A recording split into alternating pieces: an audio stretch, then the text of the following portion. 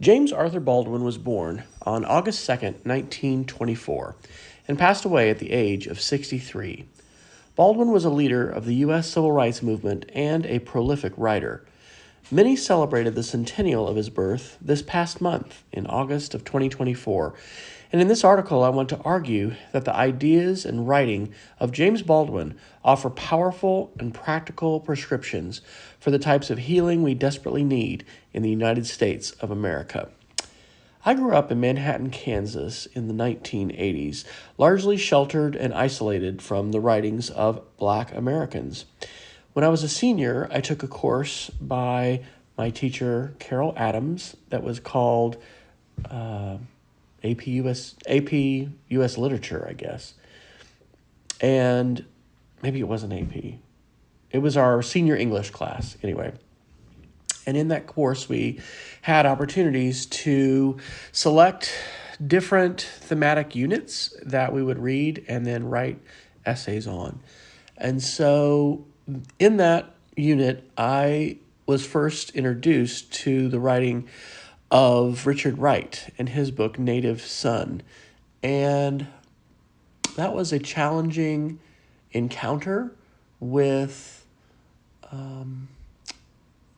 some of the experiences of African Americans in the United States, as well as a naturalist philosophy of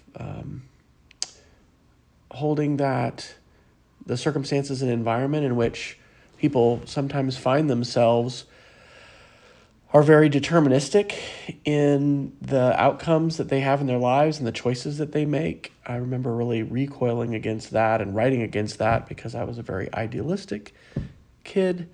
And I also just really hadn't had any experience with that. I didn't have any close African-American friends until much, much later in life, actually until I was in graduate school at the Air Force Academy.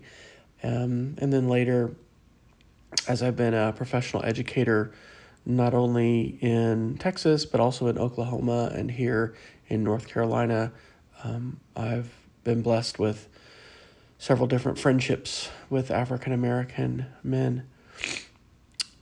I am very thankful that this past fall, in the fall of 2023, my wife Shelley and I had a chance to take a multi-week online course called Confronting Whiteness, and a Charlotte pastor here in Charlotte, North Carolina, Ben Boswell, actually created this Confronting Whiteness course, which you can find on confrontingwhiteness.com, as a result of the murder of George Floyd and the Black Lives Matter protests and the seeming inability, or at least very, very high difficulty with which his largely white Christian congregation had to gain empathy for and understand and really just move forward with conversations with African American brothers and sisters and fellow citizens. And so we took this course, and I think it was over I want to say maybe 10 weeks or something. I don't think it was a 15-week course. But each week we would engage with a series of media artifacts. So these would be book chapters, podcasts, articles, and videos. And the work of James Baldwin featured prominently in that curriculum. And I'm somewhat embarrassed to admit that, it was last fall when I was 53 years old that I first came into close contact and awareness of the works of James Baldwin. If I had heard of his work before, I had not read it myself, and it had not made an impact on me. That was a very powerful experience, and as I said, I think I'm very, very thankful to be in the place that I am in life as a middle school teacher, as a member of our Christian church in Uptown Charlotte, as a citizen in my community, as a connected educator, married as I am to Shelley, who is committed to a similar journey of learning.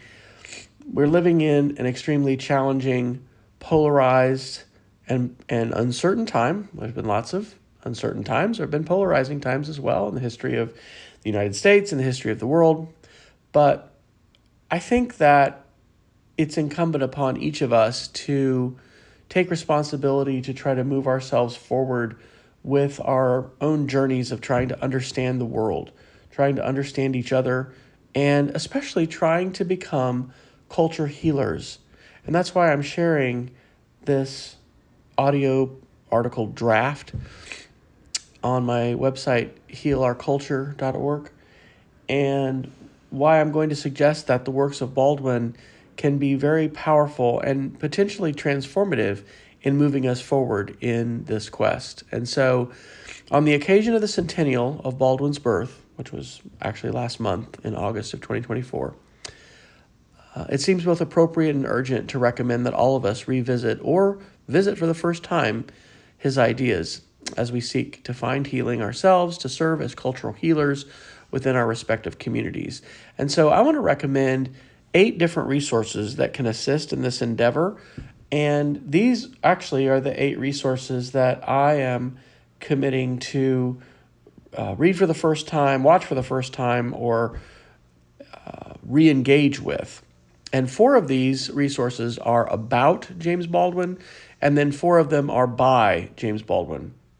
As I think it's really important to not only read and listen and watch things that other people create about his work, it's very important to engage directly with his work, with his writings, and with his ideas.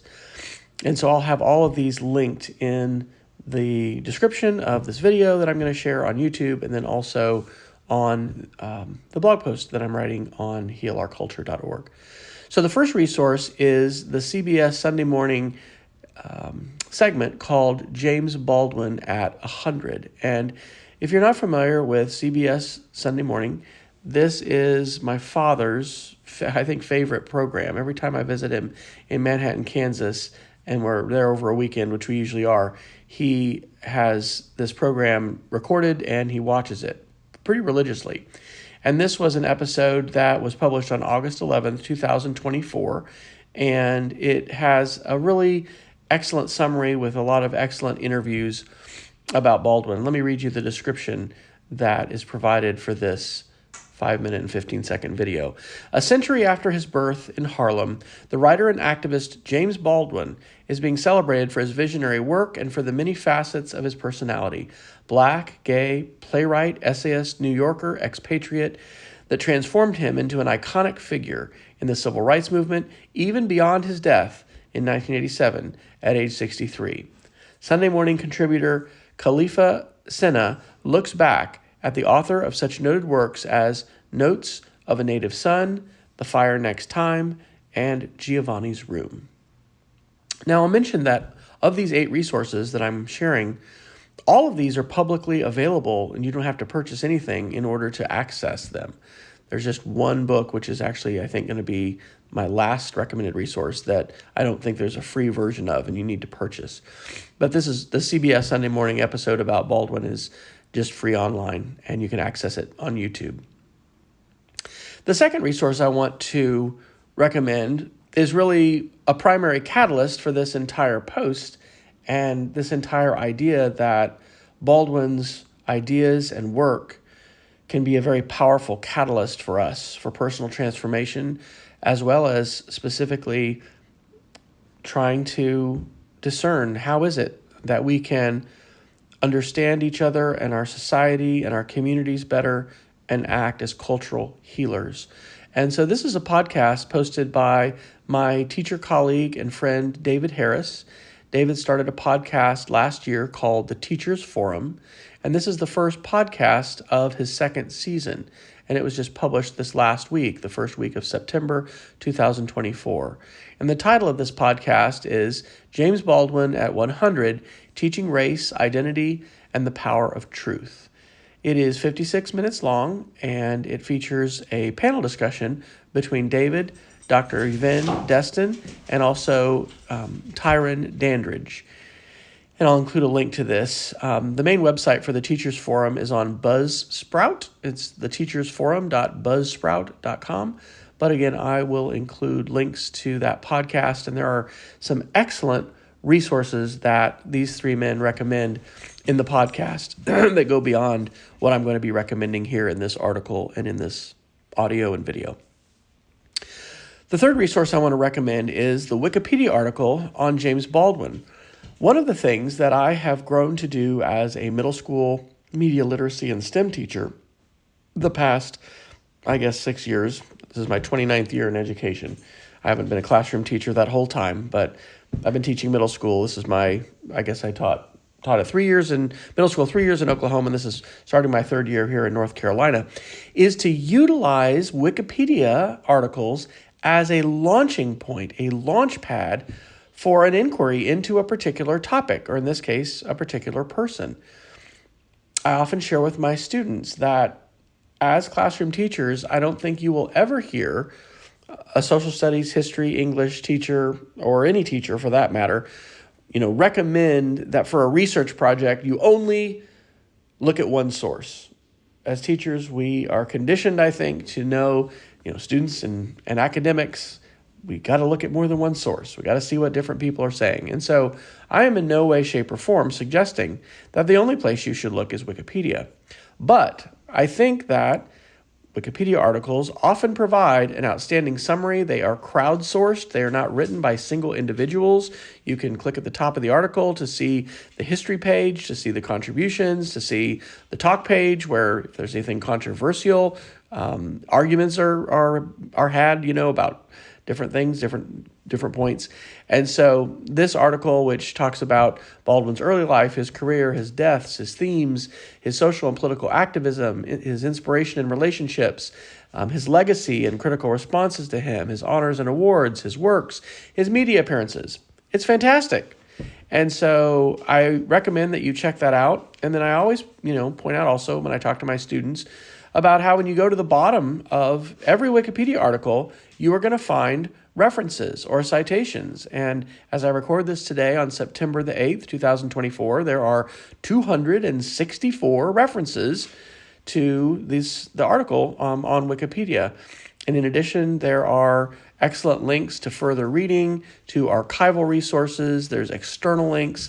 It's just fantastic. It is absolutely fantastic. And so please use the Wikipedia article for James Baldwin as not only a launching point for your inquiry and your own extended understanding of Baldwin, his life, and the impact of his ideas, but also as a way to engage and connect with additional resources, many of which, like 7 of the 8 I'm mentioning here, are available free. I guess I should say 6 of 8, because this fourth resource I'm going to recommend is streaming on Hulu, which again, as I record this now, I think is part of Disney Plus. And so you do have to be a subscriber or know someone who's a subscriber that you can watch this with. But this is a movie called I Am Not Your Negro. And so here's a short description of it. I Am Not Your Negro is a documentary film directed by Raoul Peck based on an unfinished manuscript by James Baldwin. Narrated by Samuel L. Jackson, the film explores Baldwin's reflections on the civil rights movement and his relationships with prominent figures like Malcolm X, Martin Luther King Jr., and Medgar Evers, offering a powerful critique of racism in America through Baldwin's eyes. The film weaves together Baldwin's writing with archival footage, creating a thought-provoking narrative on race, identity, and the ongoing struggle for equality. So, referencing back to the Confronting Whiteness course that my wife and I participated in and completed this past year in the fall of 2023, there were so many wonderful resources that Ben Boswell recommended each week. In fact, that pedagogy or that instructional method is informing what I am doing in a multi-part course that I have been teaching for adults through the Media Education Lab called Teaching the Conspiracies. I taught the first segment of that as a 6-part course in the spring of 2024, and the second part this summer as a 2-week micro-credential course. I'll be offering the third part this next spring in January 2025. And that pedagogy is to have some required and then optional media recommendations or artifacts. Again, these are articles, blog posts, podcasts, videos, and in order to have a conversation with someone about a topic, we need to have some shared experiences or some shared perceptions or understandings of things. As an aside, I love this idea in Edie Hirsch's book, Cultural Literacy. I don't subscribe to all of Hirsch's ideas about the appropriate canon for the curriculum in U.S. schools. I think it should be much more diverse and extensive than what he advocates. But that idea of needing to have some shared experiences, some needed exposure to ideas to have a conversation is really important. And so that idea that, hey, let's all read, watch, or listen to these media artifacts. I can't say books or articles because there's audio podcasts, there's videos, it's media. But let's all definitely read, watch, or listen to these particular artifacts. And then optionally, if you want more, you can check out these additional resources. Well, this video, this movie, I Am Not Your Negro, was one of those additional resources that Ben Boswell recommended in the Confronting Whiteness course, but I did not have time to fully. I didn't watch it, and so I'm adding it to my list. Okay, so those are 4 resources that I recommend, which are about James Baldwin. Now I'd like to recommend 4 specific writings, which are book chapters, which are articles, which are essays that Baldwin wrote, and 3 of the 4 are openly accessible. The first one is called A Talk to Teachers, and Baldwin published this on October 16th, 1963. And so here's a summary. A Talk to Teachers is an essay and speech by James Baldwin, addressing the role of education in society, particularly in shaping the consciousness of both Black and white Americans. Baldwin argues that education must empower students to question societal norms and recognize the oppressive structures within the U.S., especially concerning racism. He emphasizes the responsibility of teachers to encourage critical thinking and moral integrity in students rather than simply preparing them to conform to a flawed and unjust system. And I guess I maybe should have said at the outset of this article that one of my beliefs about healing our culture is that in order to heal our culture, we need to tell the truth. We need to seek the truth. We need to debate about the truth. We need to, in some cases, uncover experiences and events and conflicts that have happened historically and that are happening in contemporaneous times so that we can uncover the dynamics that led to those events and those conflicts, but we can also discern how it is we can heal from and through those experiences. And so while I think an important part of the Heal Our Culture project, which is something I started last year in 2023, and I aspirationally want to continue to build in the months and years ahead, is amplifying really positive examples of ways that people are healing our culture, are helping, are demonstrating kindness, are serving each other, are moving us forward as a community, building the bonds of community between people and groups of people rather than fracturing them, polarizing them, and even destroying those bonds. This is the idea of being a culture healer and not a culture warrior. So that's an important concept because as we seek to engage in this work individually and collectively, there are going to be controversial topics that are going to come up. There's going to be difficult conversations to have. And unfortunately today, as I record this in the fall of 2024, it is really, really hard to have conversations in school, whether you're talking about a public school or a private school, a university and college setting, or a K-12 setting.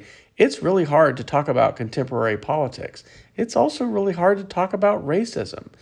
There are so many hot button issues, and this is one of the things that we see in the culture war, is that issues in quote unquote the culture war have been weaponized to the point where people can become extremely emotional and in some cases very defensive and hostile, and people end up losing their jobs because they've talked about things or they've said things. And so it's very difficult. So I'm looking forward to completely reading this article, A Talk to Teachers by Baldwin. It was in October of 1963. That was just a month before President Kennedy was assassinated. As a teacher, I am really aware of the role that I play as a culture worker, as someone who helps hopefully constructively and hopefully shape the minds of young students. And so I think the ideas that Baldwin shares here, they certainly are in line with my passion as a media literacy educator and a teacher striving to help my students gain the capacity and develop their capacity to intelligently and rigorously interrogate media and interrogate media messages and attempt to discern a variety of things about those messages, their intended audience, their author or source, the techniques that the writer or creator may be employing to try and gain attention and, in some cases move an audience, move individuals to think different things, act in different ways, etc. So I think Baldwin's essay here is very much in line with my pre-existing beliefs about education and specifically media literacy education. But of course, it's specifically focused on critical thinking when it comes to the history of our nation and our history of racism. The sixth resource that I'd like to recommend is also available free, and it is called The Last Interview. And here is a summary. James Baldwin, The Last Interview, highlights Baldwin's reflections on themes of racial identity, social justice, and the role of the artist as a witness to both. Baldwin discusses the complexities of love, both personal and political, as a means of transformation. He emphasizes the importance of confronting the realities of racism in America, arguing that the artist's role is to reveal the truth about society, even when it is uncomfortable. Through Baldwin's candid words, the interview collection underscores his lifelong commitment to challenging injustice and advocating for a more humane and just world. And I will include the links to each of these resources. The Zen Education Project hosts that previous article I mentioned by Baldwin called A Talk to Teachers, and then this last interview is available as a PDF on the website richardgoldsteinonline.com. The seventh resource I want to recommend is called Here Be Dragons by James Baldwin, and a summary is as follows. In Here Be Dragons, James Baldwin explores the concept of androgyny, not merely in terms of physical characteristics, but as a reflection of the duality inherent in all human beings, male and female, black and white, and beyond. Baldwin critiques the rigid American ideals of masculinity, which he argues have contributed to violence, racism, and a fear of true self-awareness. He draws connections between gender, sexuality, and race, suggesting that these societal constructs often lead to dehumanization and internalized oppression. Through personal reflections, Baldwin emphasizes the necessity of accepting this complexity to achieve a more humane and honest understanding of ourselves and others. And so this seventh resource, Here Be Dragons, as you can understand from that summary, moves beyond addressing issues of racism to also issues of gender and sexuality. In the culture wars, we certainly see issues of gender and sexuality weaponized by individuals and groups that appear to desire a state of polarization and a state of conflict within our larger society and within our larger culture. And so I think it's really important for us to explore and expand our own understanding and conception of gender and sexuality. I think it's super important for us to strive to respect the human rights of every human being, to recognize that every individual has the right as they grow, mature, and develop to tell us who they are. I think many times there are people who want to tell other people who they are supposed to be or who they are not supposed to be. And so I really look forward to engaging in this essay, Here Be Dragons by James Baldwin. And the final resource by Baldwin, the fourth one and the eighth in this series that I want to recommend, is called The Fire Next Time by Baldwin. And when I was taking the Confronting Whiteness course last fall, this is actually a book that I purchased.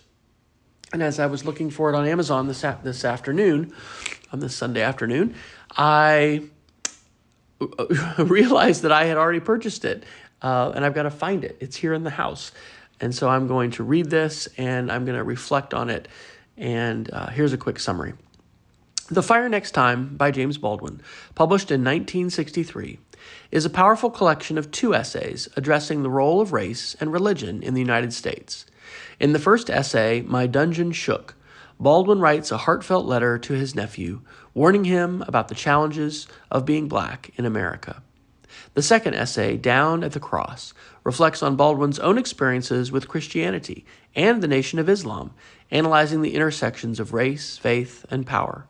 The book confronts racism head-on and calls for radical change, urging both black and white Americans to confront historical and systemic injustices to prevent future racial strife. And so as I record this in early September 2024, there is a great deal of uncertainty in our larger culture here in the United States. Specifically, we have a very contentious political race and campaign between Democratic candidate Kamala Harris and between Republican candidate Donald Trump. Tomorrow on Monday, September 9th, there is scheduled to be a presidential debate. And race is absolutely an issue which is very prominent in political discussions that we hear today and the kinds of policy proposals which are advanced by different candidates. And it's just so important, I believe, for us to seek ways that in the midst of a lot of contention and polarization, we can find ways to bring healing and to serve and act as cultural healers. So I believe at different times in our lives, we can each benefit from catalysts which can provoke, encourage, and hold us accountable to move forward in our thinking and our ideological journeys of maturity and development. I am not a chemist by trade, but of course I've taken a number of chemistry classes, and along the way in my educational journey learned that a catalyst, chemically speaking, is something that's present that causes a reaction. Without the catalyst, the reaction does not take place. And so using that as a metaphor here, I hope that the centennial of the birth of James Baldwin can, for you and for me, serve as a very powerful and constructive catalyst for us to engage in a variety of media artifacts, books, articles, podcasts, videos, both media artifacts created by other people about Baldwin and about his ideas, but directly with the works of James Baldwin. If you'd like to learn more, I encourage you to visit the website, healourculture.org. There is a contact link where you can contact me if you have questions or want to contact me about this project. This audio recording has been an audio draft of an article by Wes Fryer for the Heal Our Culture project on September 8th, 2024. Access the linked article by visiting healourculture.org.